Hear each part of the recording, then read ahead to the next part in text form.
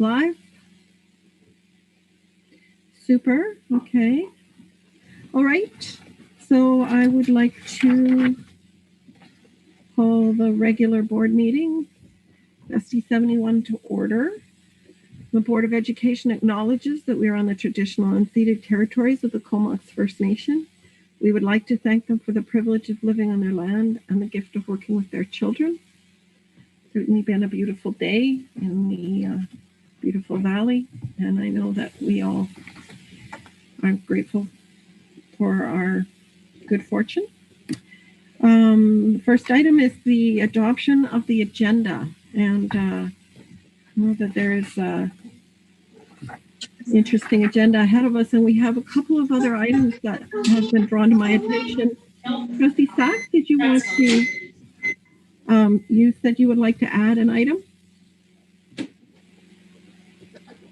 Yes, thank you so much. I'd like to make a notice of motion to discuss and explore the option to submit an application for the school farm grant. That's deadline is June 1st, 2021. Okay. So we could add that into our section 11 board business. That sounds wonderful. Yeah, okay. And Trustee Howe. I also wanted to add a notice of motion. I think it's under the same category. And I just had it here under mental health and addiction services. Okay. And I intend to provide, I've provided some information to trustees, but plan on providing a little bit more detailed information for our May meeting. Yes, okay, so if we can add those as sections C and E, and that second one would include both a bit of information about the community substance use strategy meeting and your notice of motion, or should we do those as two separate items? I don't really have a preference. Does it need to go on the agenda? If do we need to have anything but the notice of motion on the agenda? I don't know. Okay. I think we need to put that item on. So sure. Okay. Yeah. So just clarification. So these are notice of motions for motions to be voted at the May meeting. So we'll get the information from both trustees for the May package. Yes. Correct? Okay. Because it has to be unanimous to add them to the agenda. So I just want clarification what we're voting on. Thank you. Yeah. Okay. So there are two items to be added to the agenda. Do we need a motion and seconder to add these things, Janice? We need a mover to adopt the agenda as amended, and it has to be unanimous based on the additions. Yes. Okay. That's what I thought. I'll move to adopt it as amended. Second, Christy? Or Trustee Sack, thank you. Any opposed? All right, so we are adopting the agenda as amended with those two items added. Thank you very much. The next is the board meeting minutes for March 16th and April 6th special meeting. Can I have a motion to adopt the March 16th? Janice or Trustee Keaton? Trustee Howe? Thank you. Were there any errors or omissions to those minutes? All in favor? Thank you so much. And any errors and omissions on the April 6th meeting, special board meeting? Could I have a motion to adopt? Trustee Waite and second, Trustee Howe. Any opposed? Thank you very much. That motion's passed. We don't have any unfinished business. And we did have a brief in-camera meeting and with some information about on our human resources and on upcoming meeting items. So, board chair's report. I do have a short report. As we enter the second year of the COVID pandemic, with ongoing shutdown measures and increased stress on our community and institutions, I want to speak about recent events of concern. On Saturday, April 17th, conflict occurred at a gathering of young people in the Valley, resulting in serious injury and trauma to participants. While the RCMP have lead responsibility on this matter, district staff mobilized immediately to work with the RCMP and other parties to provide support for students, parents, and staff beginning first thing Monday morning. School principals, teachers, and counselors responded quickly to address the range of emotional reactions and ensure the safety and well-being of our students and families impacted by this terrible event. I want to extend our best wishes for a safe and speedy recovery to those affected and their families. We want to thank the RCMP, fire, ambulance, and health workers who were there to support these young people. Thank you to our staff who are working to make all our students feel safe and supported.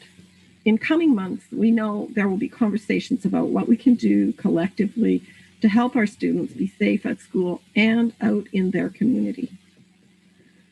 It's important to know that stress and trauma from incidents like this can cause a wide range of reactions, immediate and longer term. We encourage families to support their children, to seek information and support from school counselors and other staff. None of us ever expect our children to encounter tragedy when they go out. We can give them resources to help them be prepared and cope with emergencies. Talk to them about safety plans and when to call you or another adult. Make sure they can identify one or more safe adults to talk about their feelings. Let them know to speak up and ask for help if they remain troubled by what has occurred. School boards around the province are also concerned about increasing hostility in the public sphere, often facilitated by social media platforms. Following a recent decision made at a New Westminster School District committee meeting, the chair received anonymous threats of violence. Our board joins districts around the province in denouncing these responses. We echo the New Westminster board statement.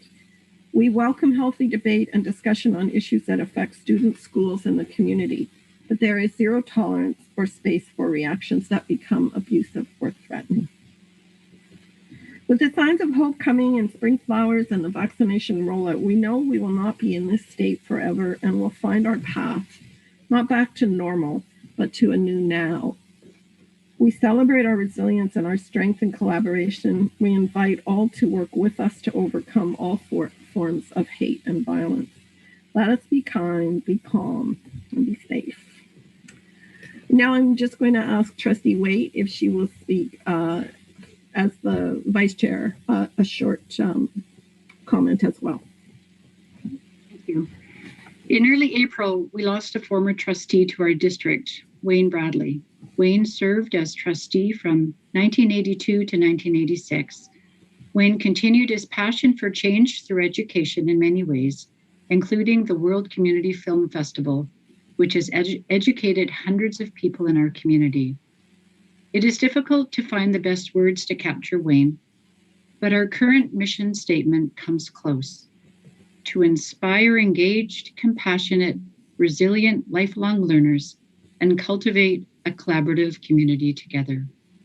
On behalf of our Board of Education, we acknowledge Wayne's service to our district and our community and extend our condolences to his family.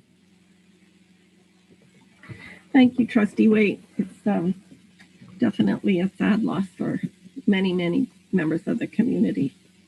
Any questions or comments at this point? Okay, thank you. Tonight we have no presentation or delegation. Yes, Trustee Sack. I just wanted to add actually that if it wasn't for the vigilant work of Wayne Bradley, I wouldn't be sitting here today and be a part of this amazing group. So our community has really lost an amazing soul. So I hope that we can all take forward his messages and his priorities for a healthy, inclusive community and inspire us to make positive changes in our district where we can. Great. Thank you. Yeah. Yes, he was definitely always looking for youth participation. Our next item is the Education Committee meeting on April 13th. And if I could turn that over to you, Trustee Waite. Yeah, thank you. So we had a very engaging Education Committee meeting in April, and the recording, sorry, lost my words. The recording is available on our website as a YouTube video, and we discussed the FSA and several other assessment instruments that we use throughout the school year. And there are three fabulous presentations, and I encourage everyone who is interested in our testing instruments. That's probably not the right terminology. I apologize. Our assessment tools to watch the video, and it's very informative. And thank you once again to all of the presenters, including Mr. Douglas. Any questions or comments on that session? Well, I thought it was really valuable, and hope many people will watch it. And I think that there was clear that we as trustees are interested in learning more about this, and particularly some additional information about the EDIs and how the results play out in our district. So it was thought-provoking. Our next education meeting, I see that we don't have a topic yet, but you have plans or working on them, open to suggestions? We are. We haven't finalized the topic for the June meeting. Yeah. Okay. Do you want to move receipts? Yes, please. That the Board of Education receive the Education Committee Board Report as presented. And a seconder? Trustee Hawksby, thank you. Any opposed? No, great. Thank you very much. And thank you. And the Assistant Superintendent and the presenters too, as well, for the work on the Education Committee. It is a very valuable meeting for us. Number 9, strategic direction. I'll turn this over to our superintendent, Mr. DeMayo. Thank you very much. So just draw your attention to some nice district news items on page 12 of the package. Our district councillor, Tara Ryan, once again has resurrected the Spring Mental Wellness Challenge, encouraging students and families to keep healthy by participating in a number of activities. And this challenge goes until the 30th, and I encourage people to take part and sign up, and who knows, there's prizes that will be drawn, and maybe somebody out there who's participating will be the lucky recipient of a prize. So thank you once again to Tara for doing that for our students and families. Our GP Vanier secondary students took place in the Destination Imagination Championships. Normally a face-to-face event. It's interesting to see over the past 2 years how not only people in our district, but around the province and nationally have made the transition to these virtual events. This is an example, and really interesting. GP Vanier, when it was face-to-face, this was the team that won the global Destination Imagination Championship 3 years ago. And they finished, they landed in top 3 at nationals and top placement in the province. So congratulations. And I do believe the names were the Poison Apples, the Final Brain Cells, and Teen Chance. Some great names, gotta love it. So congratulations to the Vanier Destination Imagination teams. And again, another sign of transitioning, our fine arts students from Highland and Vanier currently have photography artwork on display in a unique virtual exhibit, Capture Photography Festival. And it's an integral part of the Flash Forward Incubator Program.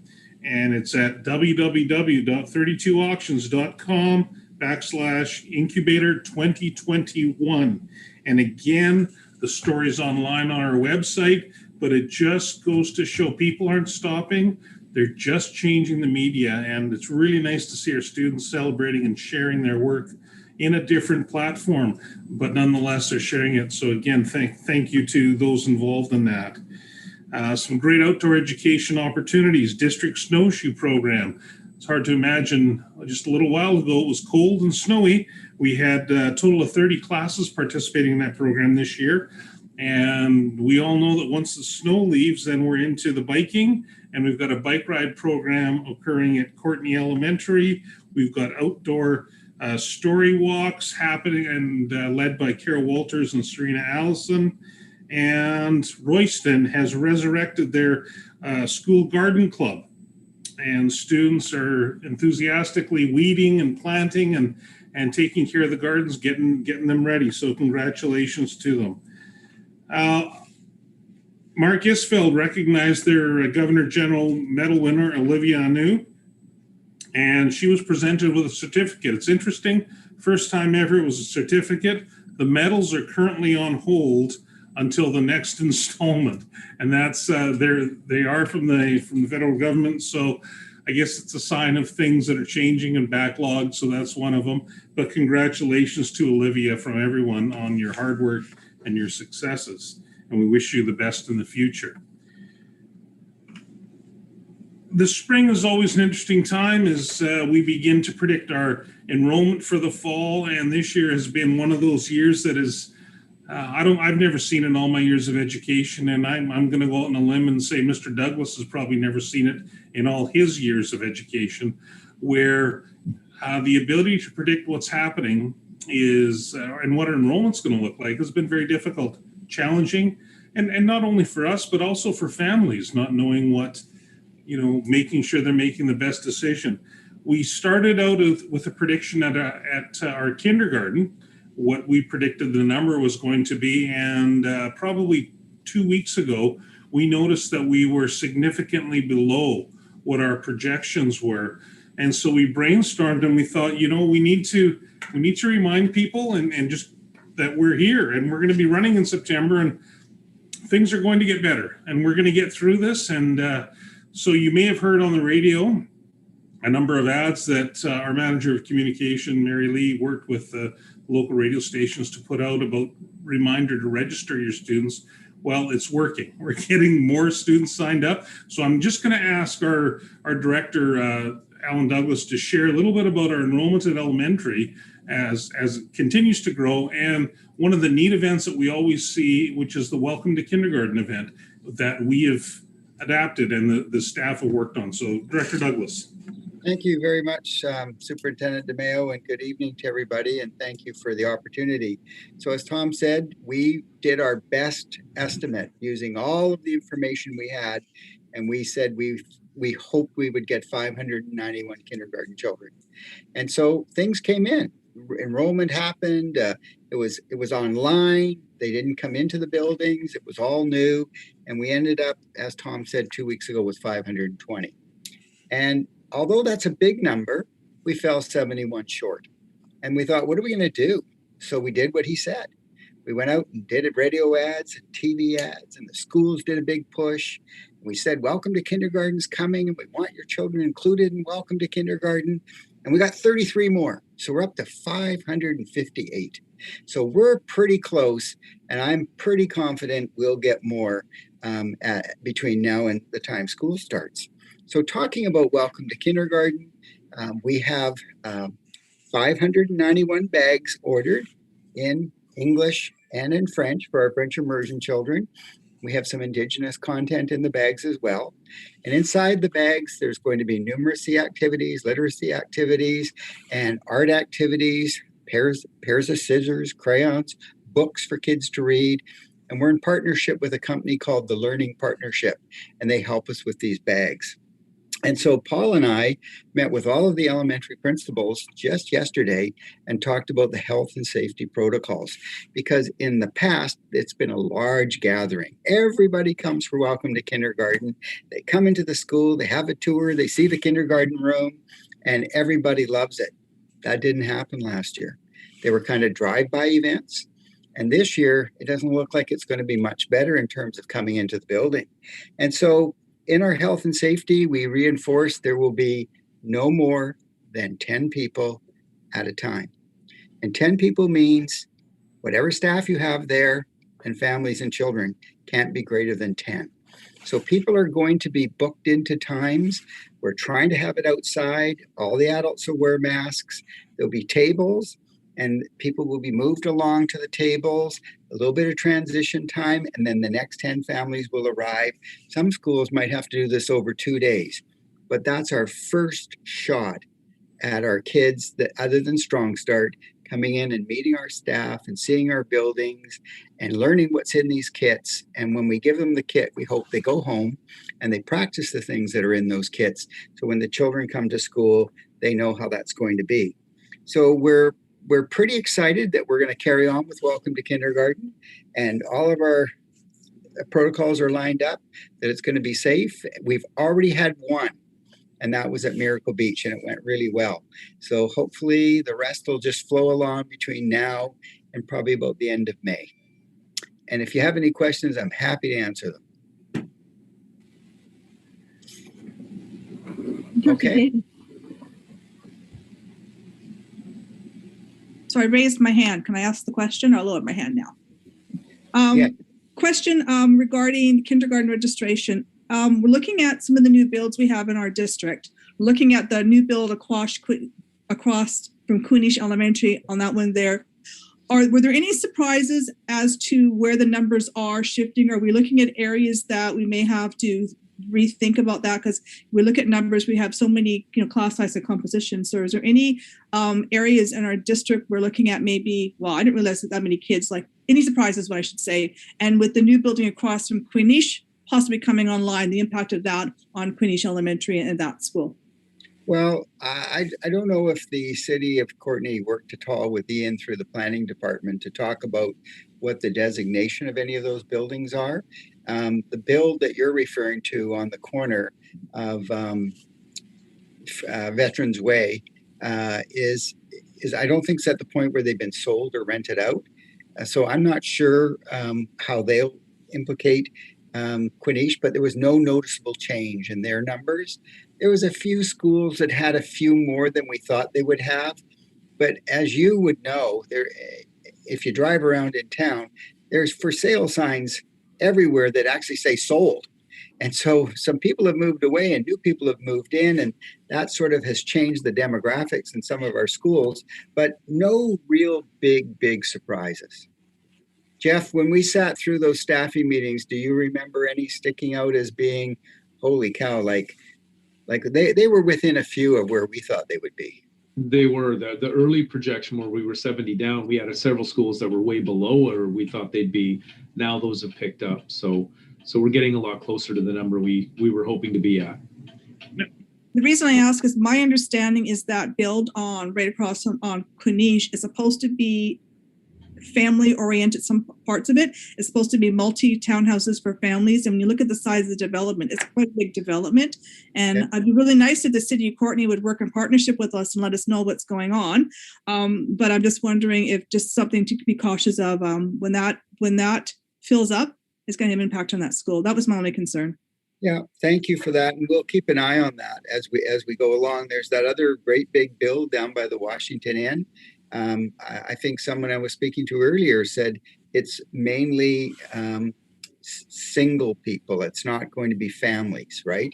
And so, but again, I don't believe there's been any consultation with us about what those were intended for. But that's a huge development that's going in there as well.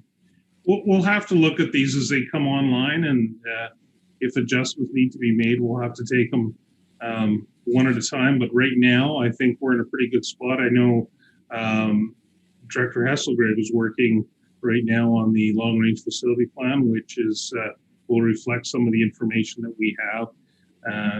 With regards to Queenish, fortunately, we do have some space there. But again, a lot of it's going to be a wait and see. So thank you, Director Douglas, for that. Yeah, there's quite a substantial project at near Quality Foods in Comox that's family-oriented, and I'm surprised there's been, I think it's 85 units in just beside the McCullough development off Lake Trail that is likely to impact Arden, if, so it completely goes down. The official community plan for Courtney is in its final completion stages, and I think that they want to, once the official community plan is in place, they do want to continue with the relationship with our operations around planning, and they were bringing some of the information from the district into their plans for family housing. So yeah, the more we could do it. I had just a question wondering about whether you think that because this is online registration, and we do know that there are families who do not have access to those, is that potentially a factor? And one of the reasons that radio announcements might be helpful, and are you able to accommodate that? And you're very connected, Director Douglas, to the early years community and reaching out through the preschools and daycares to ensure that we're getting parents who might not be reachable through media, but are nonetheless planning to come. Yeah, our Strong Start people have done an amazing job at seeking out some of our families who don't have access to technology and helping them get their children registered. We wondered how the online registration would go and would it be challenging. But what's amazing to me is we had actually 558 people that were able to do that and do it quite well. And so we know it actually works, let alone all the other people who registered online for the other K to 12 program or grade 1 to 12 programs. So yeah, our Strong Starts have been out and they've been looking for their families that they have come in and connecting with them, and have any trouble, let me help you. And that's been really helpful. I still think we have a few people on the fence. They're just not sure what to do because of the COVID. Yes, and I don't know if we will have the decision and the directions from the Ministry of Education about what type of opening there will be in September are not going to be coming anytime soon. And they're preoccupied with vaccination and with getting the numbers down. So it's a real challenge for all of you doing your planning and programming. I know that. It does sound like the amended Welcome to Kindergarten program sounds like a lot of fun, and I'm sure it's extra work to organize it on that basis. So kudos to all of you and the school who are doing that work. And I have to say, Jackie Anderson and her leadership have been excellent with the Welcome to Kindergarten stuff. Yeah, and making it work. So thank you. That's great. Yeah. So I just had a couple of other things. I just wanted to go back to a comment you made, Chair, regarding the Comox development. Those numbers were actually taken into account last year when we did the enrollment projections. If you recall, at one point we had met with the town of Comox, they'd given us the information. They had done a density study, and we actually forwarded that information to Beargar. So that was included in that. So just that's how it normally works around when we're working with our municipal partners. We're able to input that data, and then it actually gives us the information. So just a point of information. The last thing I'd like to do is I would really like to recognize Director Esther Schatz and her team. They successfully completed the audit, very successfully completed the audit. And the number of, I'm going to use the term gold stars that were given to the department for their work and their initiatives and some of their organization and the way they plan supports, the way they track delivered supports. They were commended by the audit team that came in. It was a very interesting process. As this board knows, we've gone through many audits with many people sitting in our community. This one was all done virtually. So it was a matter of the team led by Esther creating all this work and these files, and then with Josh managing to send all these to Victoria, and then basically being on your phone all week, ready to answer questions because you don't have that face-to-face connection. But anyway, at the end of the day, it was a good audit and excellent results. So Director Schatz, thank you very much, and your team. I don't know if you want to share any little highlights with the trustees, but we wanted to recognize you. Thank you, Tom. I think perhaps the biggest highlight for us was the fact that out of the 81 files, 79 were accepted and only 6 were questioned at all. And in those 6, we were allowed to provide clarification, and the clarification were accepted. So only 2 files were not accepted in the way that we intended that the file would be looked at. It's given us a lot of confidence that the work that we are doing does meet the criteria that the ministry has set out, and that our student services department is in compliance, and that's important information for us, and that the supports and the work that we're doing with students is important work, and that we are able to document and file it correctly so that the auditors could actually meet those kids through the paperwork that we provided and know them in the way that we intended. So I too would like to thank the department and all the people that worked so hard to make the audit successful. So thank you. And that's my report. Thank you, Superintendent. Thank you, Director Schatz, too, because that on top of delivering the regular services and the extra demands, to be doing the audit is really, I think, must have been really a challenge. And hopefully in that assessment process, it's nice to have the validation affirmed by them, but I hope that there was something positive in the assessment that you can take going forward. But it's I know how much that was a double workload for you and the team throughout that whole time. And thank you. Thank you. It represents a lot of great service to our students and their families. So next item here, are there any other comments from other trustees on the superintendent's presentation?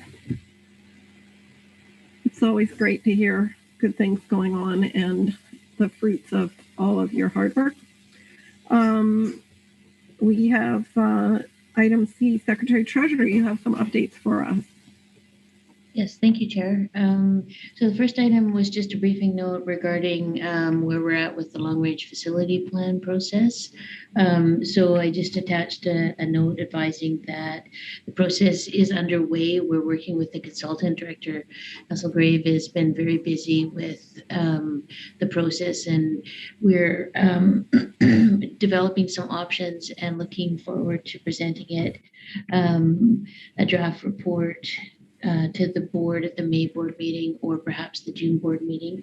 We would like to have a committee of the whole meeting with the board to review the findings with the consultant. And I believe we were looking at potentially May 18th for that meeting. So just letting you know that the work is progressing. It's really time-consuming work, but very important work. So as Trustee Keaton mentioned, there's a lot of new developments. The City of Courtenay is doing an update to their community plan, and they're looking at infill as the major areas of growth. So then how does that affect our existing schools and catchments, and balancing our enrollments amongst our schools. So it'll be, it's progressing quite well. Did you want to comment, Director Hasselgrave? Nope, he's fine. Okay, so just a quick update on that. The next update was I wanted to do a briefing note regarding our public consultation meeting that we had on the 21-22 preliminary budget development. So unfortunately, we didn't get significant amount of uptake with our public presentation, but we do have the video online on our website, as well as an email for feedback regarding the budget preparation and the presentation that was presented. I thank everyone for attending that was able to join that evening.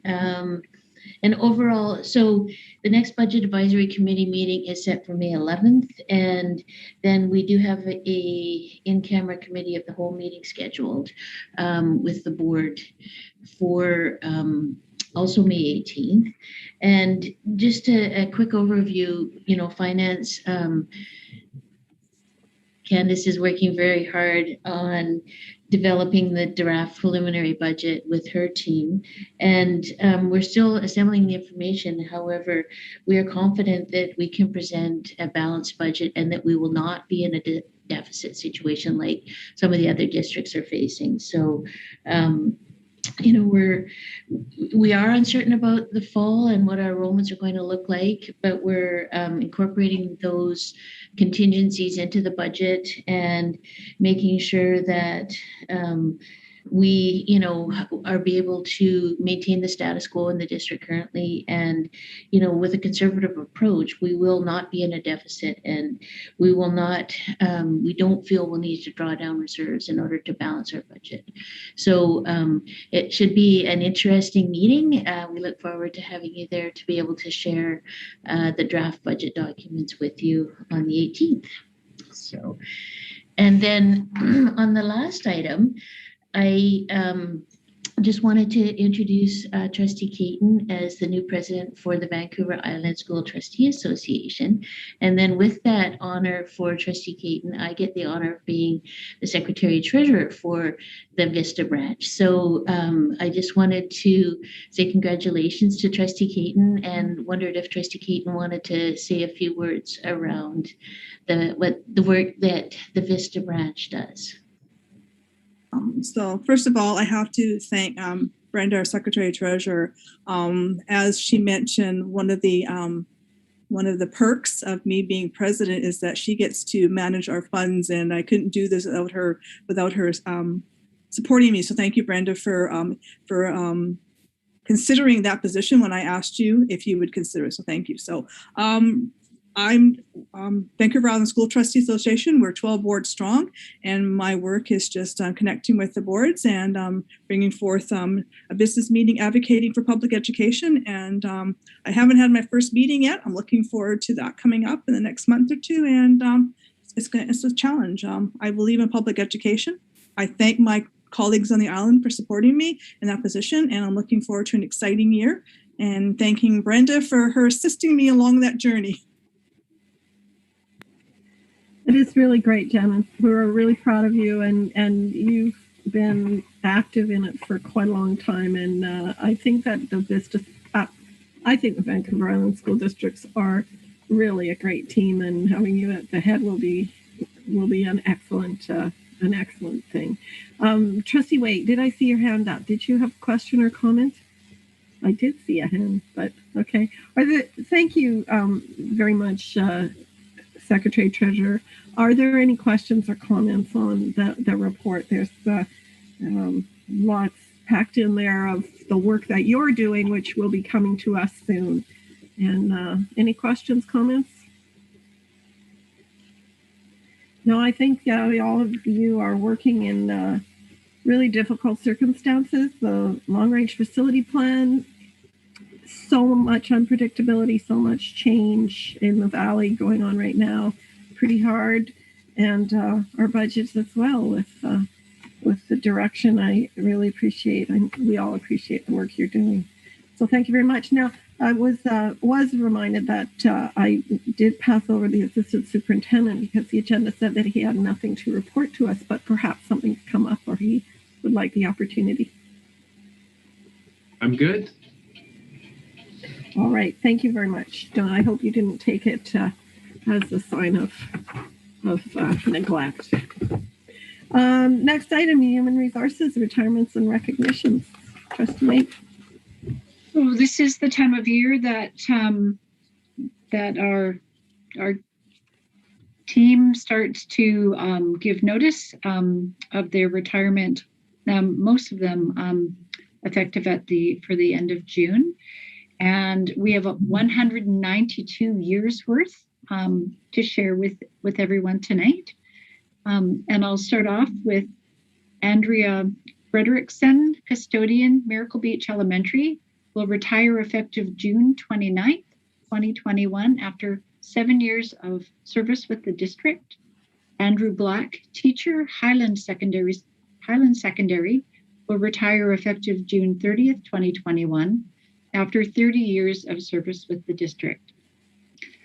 Barbara McGinnis, education assistant, student services, will retire effective June 30th, 2021, after 14 years of service with the district. Catherine Ackerley, learning support teacher, Mark Isfeld Secondary, will retire effective June 30th, 2021, after 20 years of service with the district. Jane Reamer, education assistant, student services, will retire effective June 29th, 2021, after 25 years of service with the district. Karen Eagler, education assistant, student services, will retire effective July 30th, 2021, after 21 years of service with the district. Lorraine Ledgard, education assistant, Mark Isfeld Secondary, will retire effective June 30th, 2021, after 31 years of service with the district. Nancy Ryan, teacher, Ecole Rob Road Elementary, will retire effective June 30th, 2021, after 27 years of service with the district. Russell Dunkley, senior custodian, Miracle Beach Elementary, will retire effective June 30th, 2021, after 17 years of service with the district. And I would like to thank each and every one of those staff and teachers for all of their work and service for the district throughout their years, which come to that 192 years of service with the district. Thank you. Thank you very much for that, Trustee Waite. And yes, that is an impressive contribution from our wonderful staff. Yeah. And well, we always do have some kind of celebration for them. Linda Murray Hanley and staff and Director Douglas is often involved in putting on a great presentation. I'm hoping that he'll still be driving the bus on the drive past for all our retirees this year, making it as fun as ever. I sort of started to think about what would that be like if you are not behind the hijinks of the retirements. Our next item, we're into board standing committee reports, and we have the finance committee report from Trustee Frawley. Is that you? Yeah, I'm trying to press the screen on my laptop, but that doesn't work when it's not a touch screen. Sorry. So we had, as Secretary Treasurer Hooker said, we had our budget town hall event that was lightly attended. That came forward through to the Finance Committee and a couple other pieces for information. And so with that, the Board of Education, I would like to motion that the Board of Education receive the Finance Committee Board Report as presented.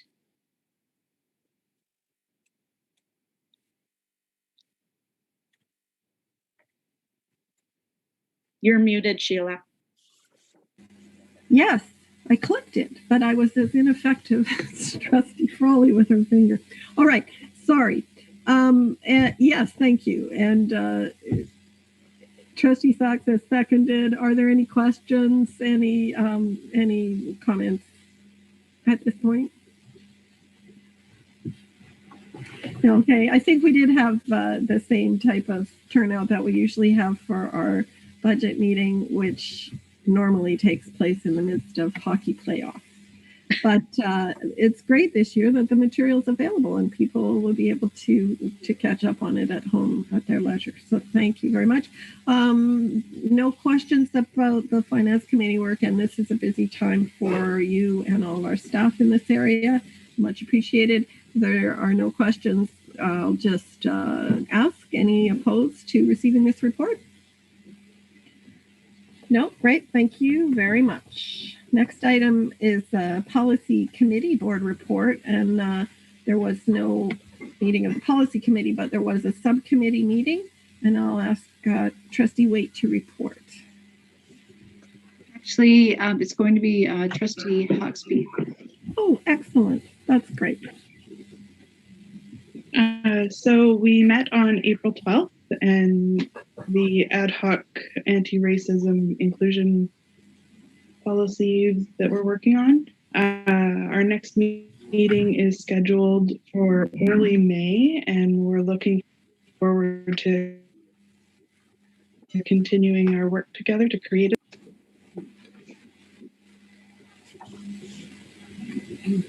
That's great. This is really something a bit new in addressing this, and I really appreciate the work, and I have heard some very positive things from that. So looking forward to the next steps on that.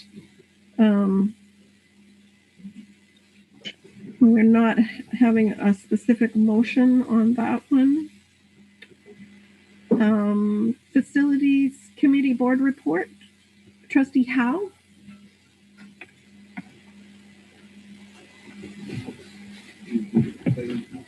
I don't have a report. I didn't attend a meeting for the Facilities Committee. Well, I think it was rescheduled. Am I correct in that, Ian? Yeah, thanks. Yes. Yeah, okay. So that makes sense. And there will certainly be more coming up for that. Yeah. I just want to circle back actually on the Finance Committee report, because there was a lot of information in there from the submissions relating to the budget development. And I thought that was all extremely interesting, and lots of good material in it that's going to be brought into that discussion. I really appreciated the opportunity to read it, and I hope others have taken their time. Our partner groups have put forward some very good information. Yeah, Trustee Frawley.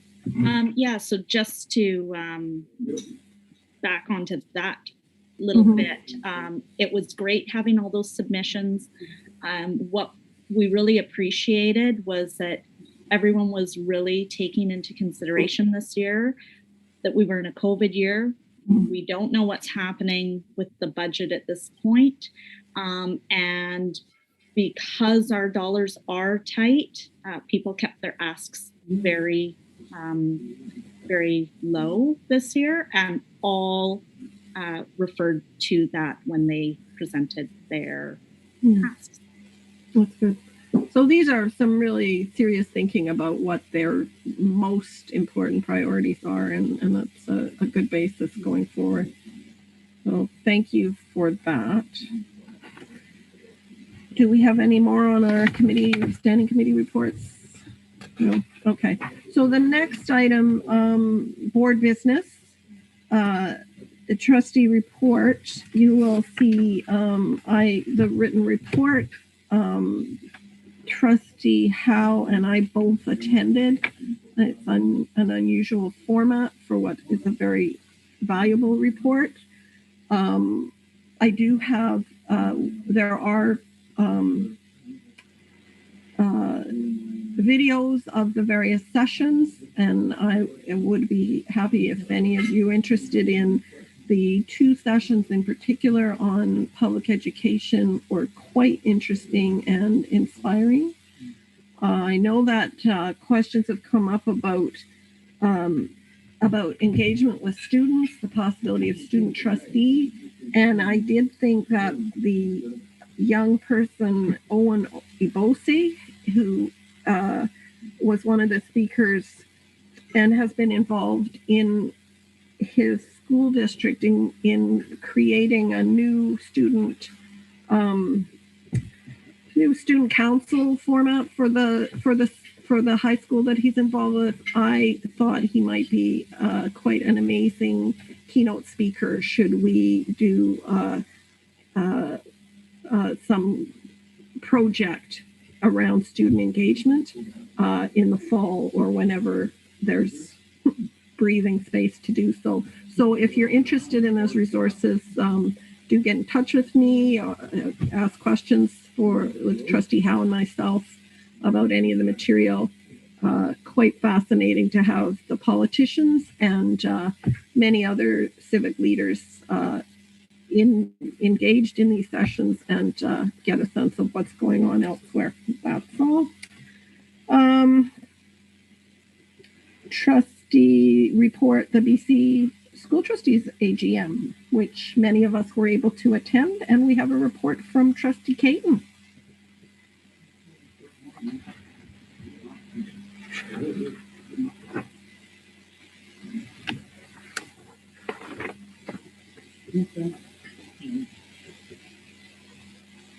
Trustee Keaton?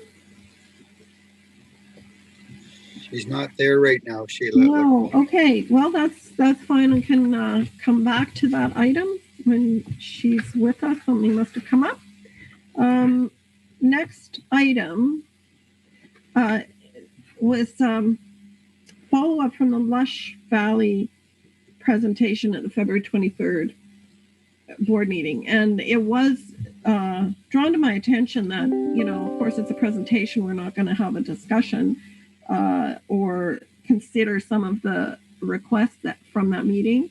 But there were 3 points brought forward, and there was an email follow-up to me saying what happened from the meeting, or is this district interested in considering the items. Now, 2 of them specifically were, one was, both were operational, the pilot school garden education program and the healthy school program. So those ones, I know that Superintendent DeMeo is aware of them and whether there's budget implications or some arrangements.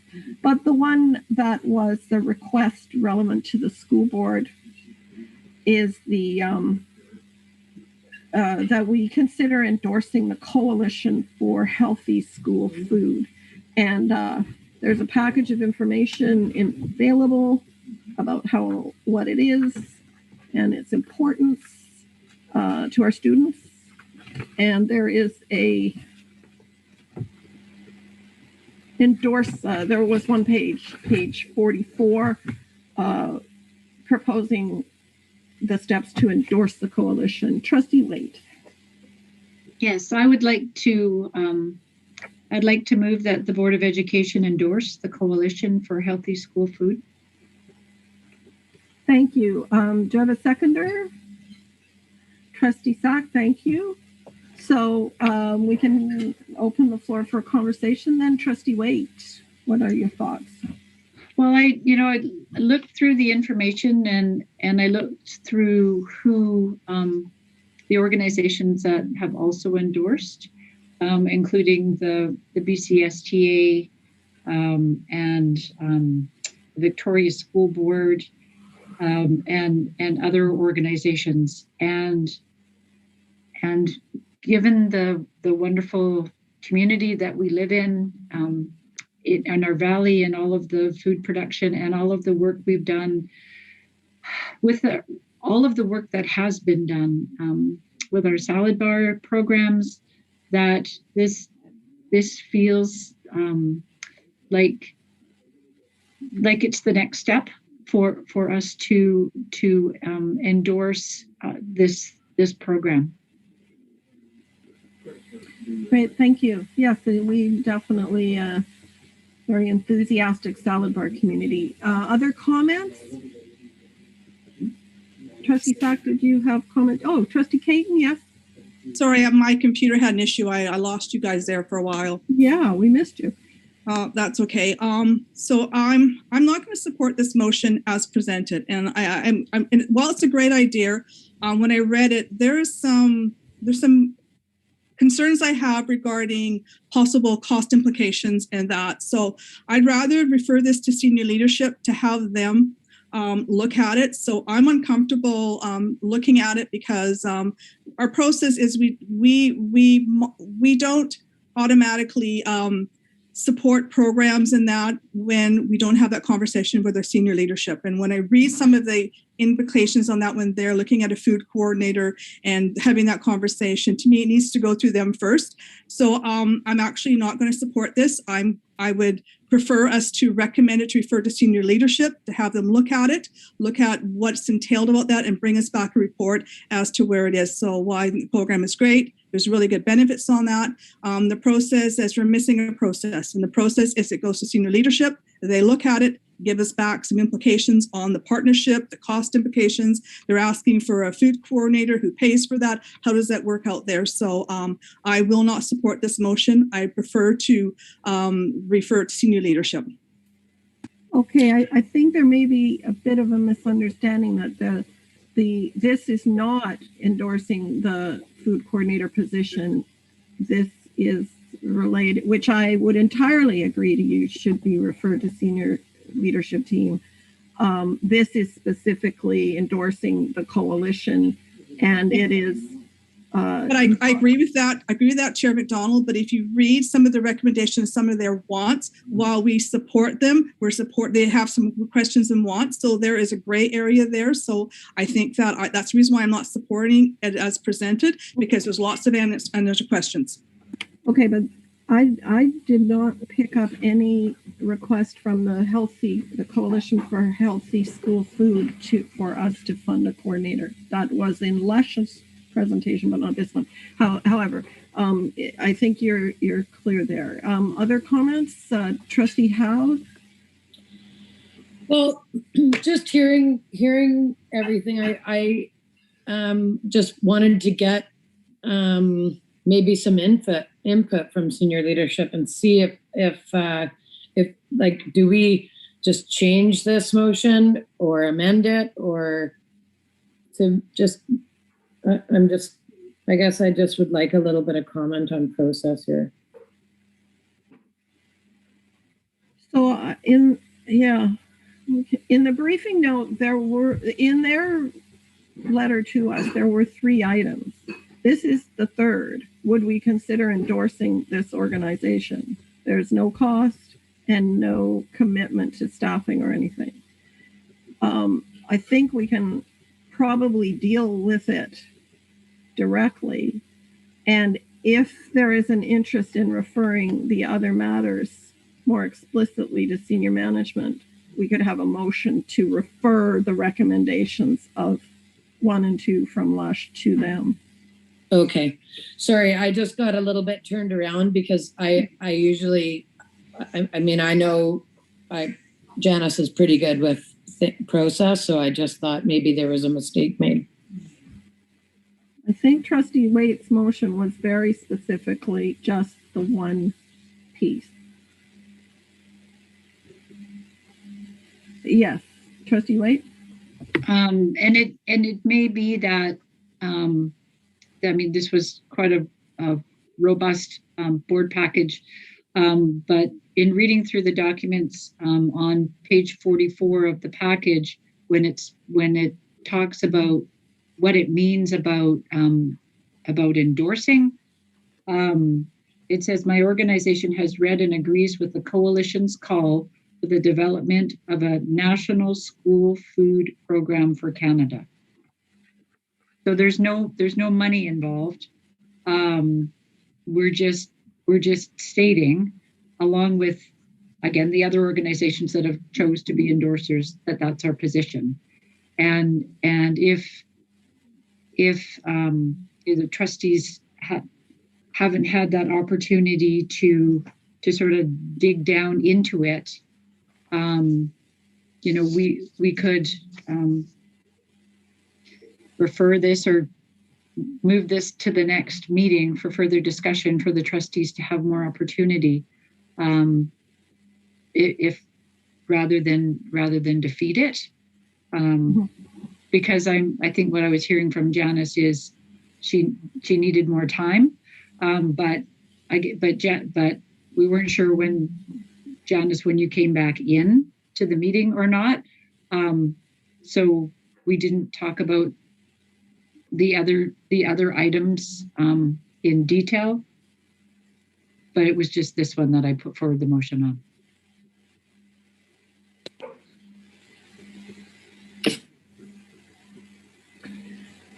Trustee Howe? My apologies and sorry for interrupting. And if that's the case, then I have read this correctly and I'll support your motion. Mm-hmm. Trustee Sack, did you want to speak to it?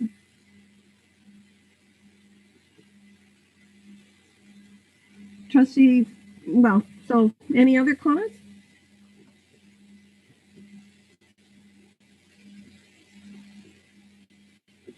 Okay, I support the motion, which is very limited, and there is a national effort to have the government of Canada support fund school food programs. It comes out of Farm to School Canada. It's been quite prominent. I support that. We're one of the few G8 countries that don't have nationwide food programs, so it's quite a patchwork of support for school foods. If only we were in France, we'd be having a 3-course meal every day at lunchtime. So the other items, I absolutely agree with Janice, are more bigger asks, significant asks, and directions that we would not want to be going without the input from senior staff, and really not necessarily ones that we would make decisions on. So I will support it, and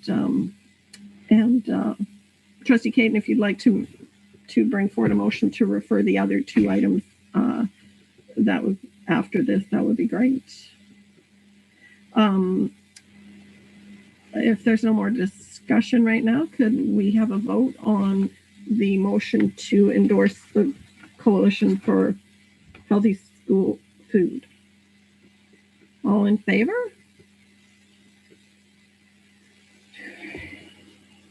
Any opposed?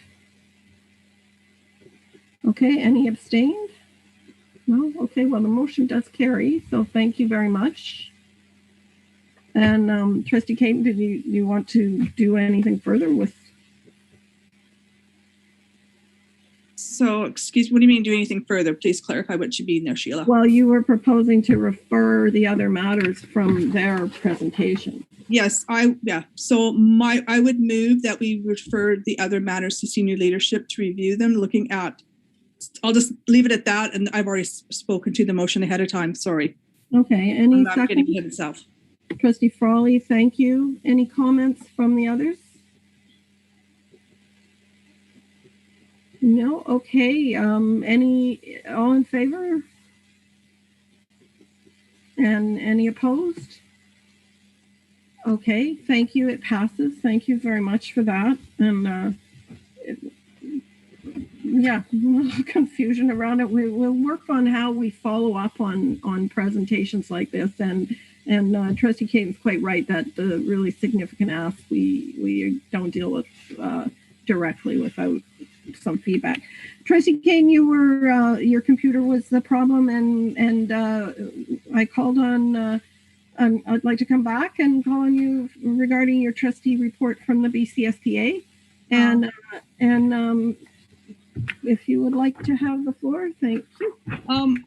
My report is pretty well self-explanatory. I hope people have read it, but I do have one item coming out of my report that I would like the board to consider writing at the next board meeting, a notice of motion, and that goes to the fact that in 2023, under the umbrella of the Ministry of Education, districts will be responsible from 0 to 5 learning, the early learning on that one there. And while we've given the umbrella, we haven't given the nuts and bolts. And what does that mean to school districts and our district if we take care of the 0 to 5, the early learning? There are issues regarding space, staffing on that one there. A motion came to AGM that the BCST write the Ministry of Education and say school districts be included in the conversation as we transition and taking over the 0 to 5 early learning. And as a board, at our next meeting, I hope our district will also write a letter in supporting the motion coming from AGM and also ensuring that districts are included in the conversation as we move forward to the early learning 0 to 5 years. So that's what I would come out of that report. That's a really important one. It's expanding our mandate.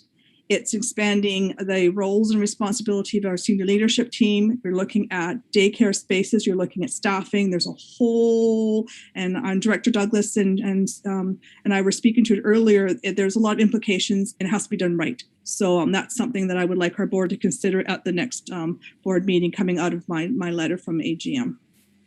I think I heartily endorse that step. It is a very complicated, and it's so unclear at this point. It's early days yet, but 2023 comes quickly.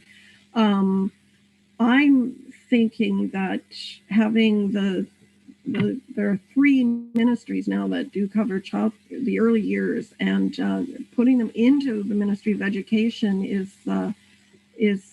one thing, but it doesn't necessarily mean that the programming will be delivered through us. It may be collaborative, but not necessarily become the responsibility of school districts. And those conversations are still ongoing, but it would certainly help us to know. And it's a real challenge to understand how they would integrate a school district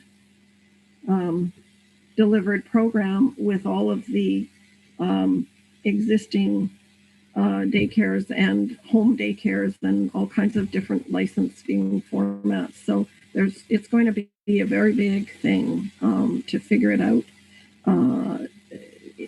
So there was an announcement in the budget as well referring to new pilot projects for the Seamless Day, which is a program where school districts offer before and after programming, usually through their EAs or QP staff, for before and after school care. And again, it's their pilot projects going on. I'm not sure if our district is up for consideration, but we could certainly have a conversation about this at the next meeting. And I would agree entirely with you that it is extremely important issue coming down towards us. So yeah, thank you. It was a very interesting meeting. Does anyone else have comments or questions for Trustee Keaton, or comments about their own reflections on participating in the meeting? The one thing I'm going to add to this one here is that I must submit that I was very disappointed with the Ministry of Education's presentation. She hinted at and was asked that school districts would be very, very pleasantly surprised when the budget came down.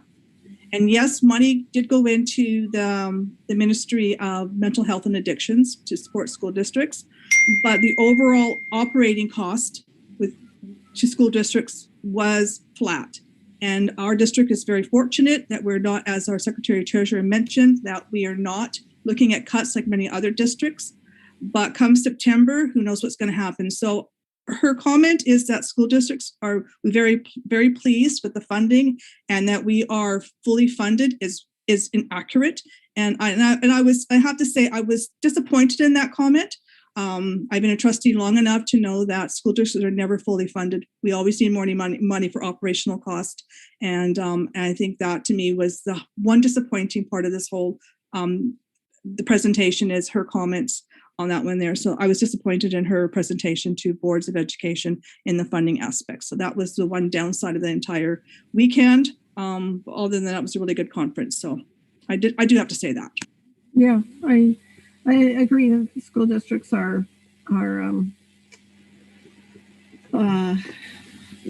feeling that we're still on hold, and I was informed at the CSDA chairs meeting that they have had some conversations about that following the budget coming down, and raised this issue. And there is a team of senior school district leaders that are trying to work with the ministry to figure out why they believe that we're fully funded and why we don't, and what are that there are discrepancies, obviously, in interpretation or in how those numbers are read, because they seem fully convinced that they are fully funding us, and yet we are fully convinced that we're not. So quite a bit of work to be done. Overall, people were feeling very positive to have a new minister, and one that appears to be listening on a number of fronts, but we did not get clear direction around the budget. I personally found it was very interesting to be able to attend, but the intensity of paying attention to so many people and emotions and following was also a bit tiring. But some very good motions passed and lots of good work being done by other districts. I hope others found it as valuable and a good organization. So the next items are, we have 2 items that are added, and Trustee Sack, you wanted to just include a notice of motion regarding the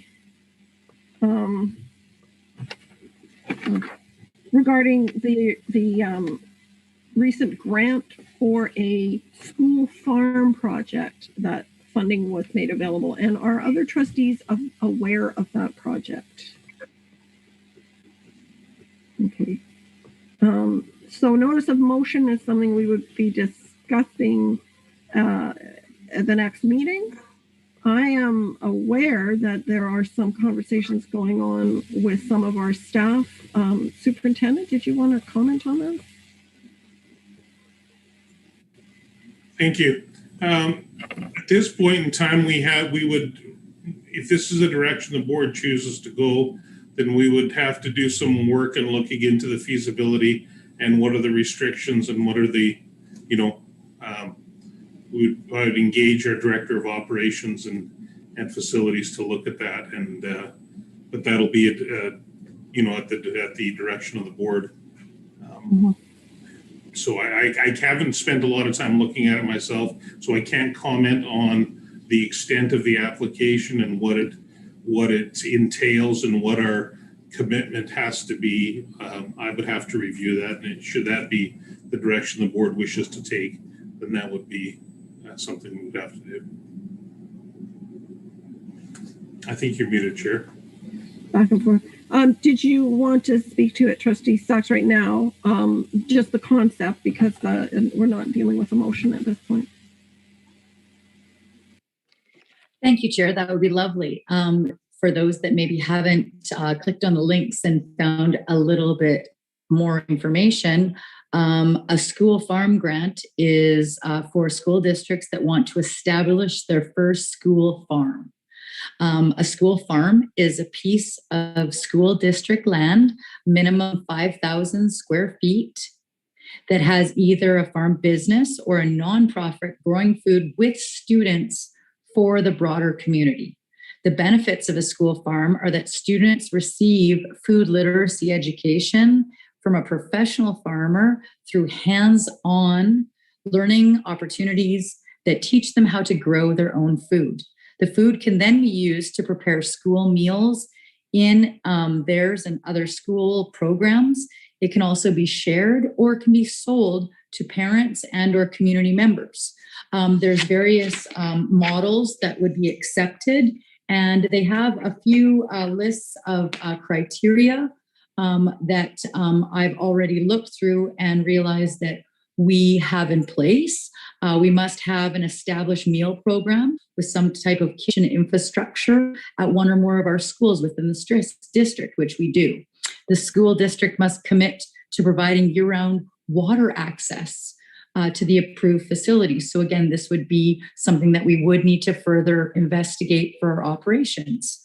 the farmer involved, where we would partner, must be permitted to either to sell the produce from the farm to the surrounding communities, or again, it could go towards our food programs.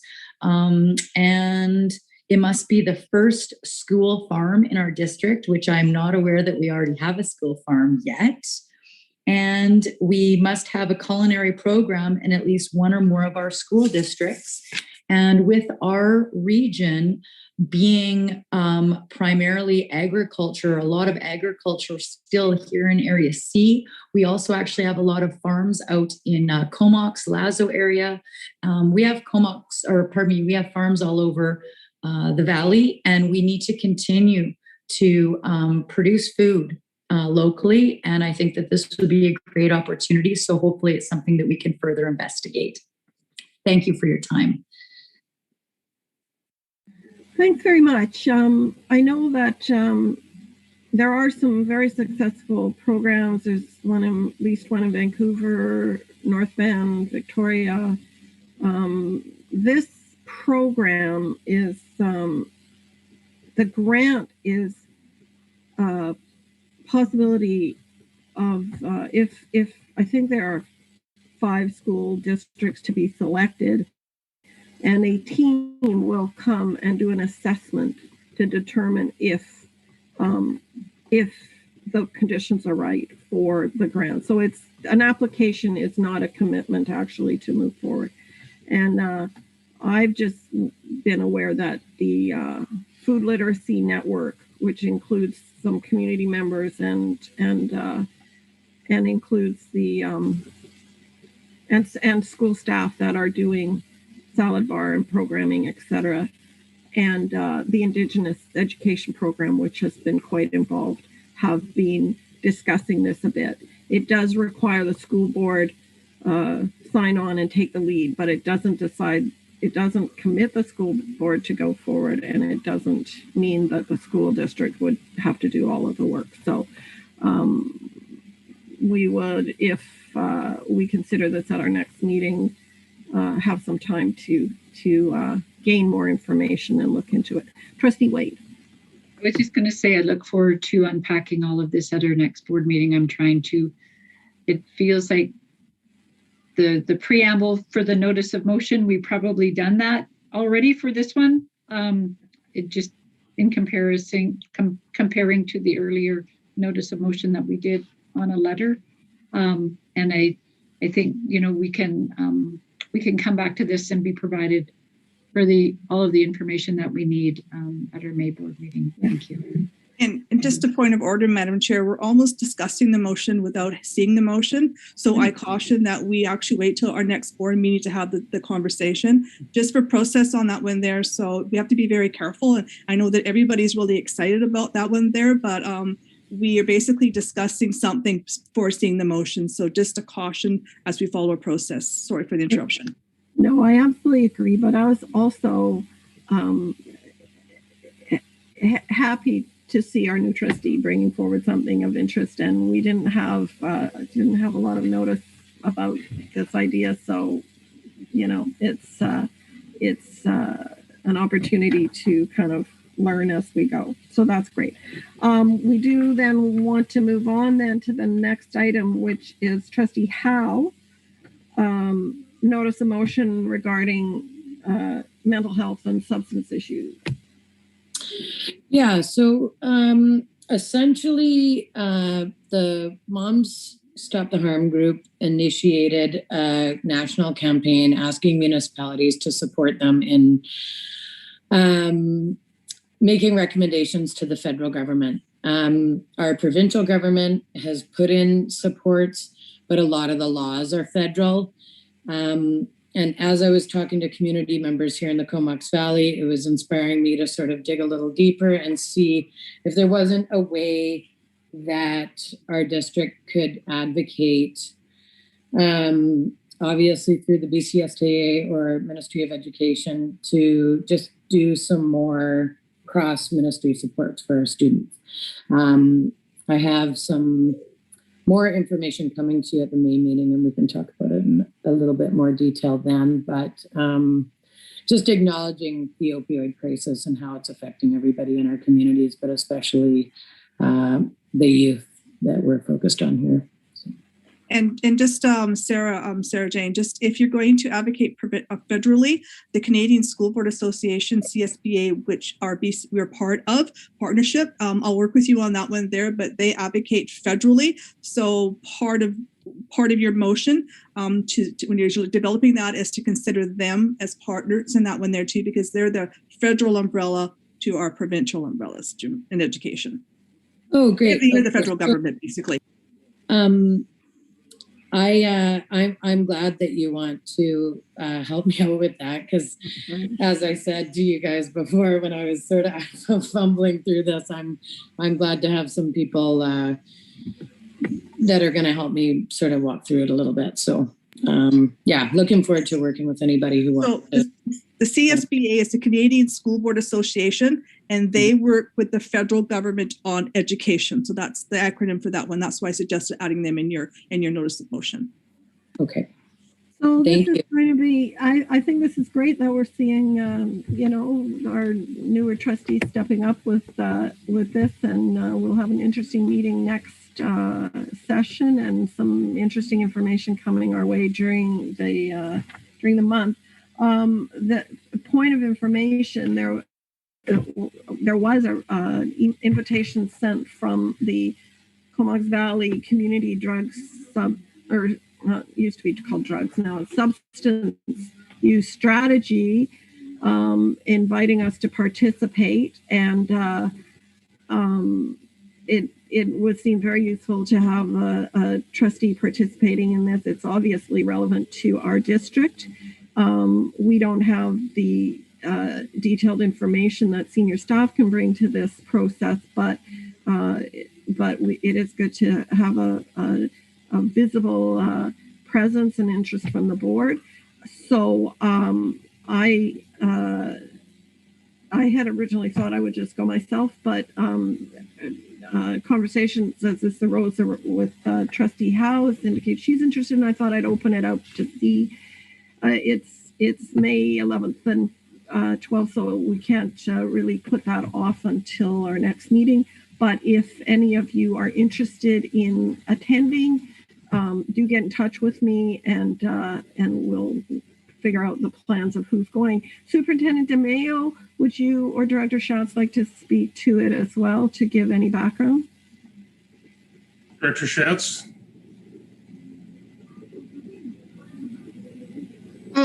I don't really have any background, except I know that the drug strategy folks have been working hard for the last probably 10, 12 years, doing their work around prevention and training and capacity building with both students and staff. And so this should be a very, very interesting session. And our intent is to have staff attend. Yeah. I know it's tremendously busy time for you and the team, but big opportunity. And yeah, I've been, I think I was on DPAC at a point when the drug strategy was coming through development many, many years ago. That's good 15 years ago, something like that. And it does always, it's the core of a number of different groups being on the same page and doing a lot of work with our students. So that's great. That's excellent.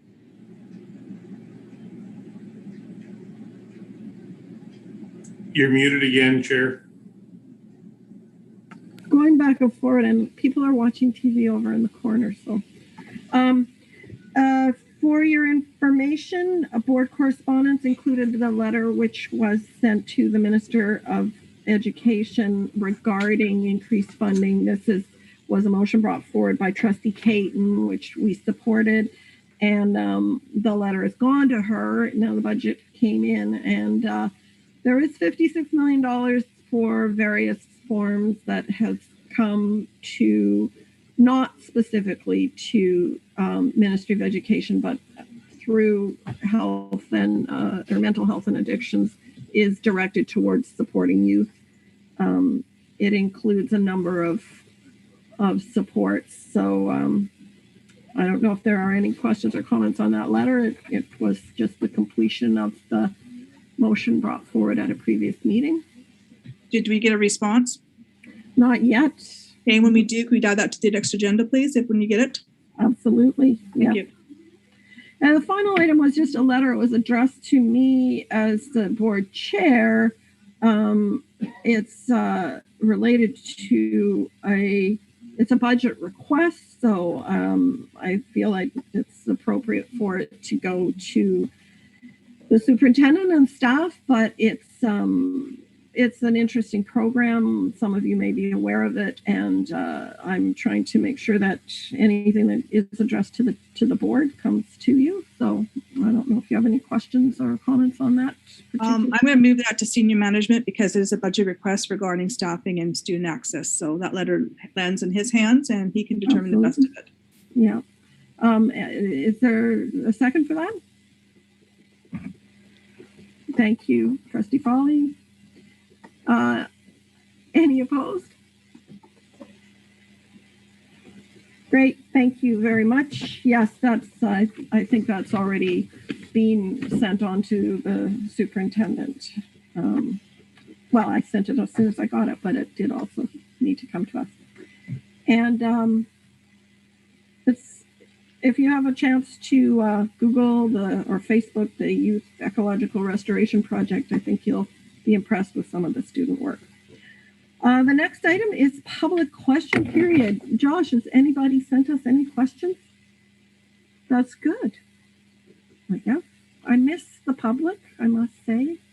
Not sure how you all feel, but it's a bit of an odd process, isn't it? And yeah. Any other questions or comments?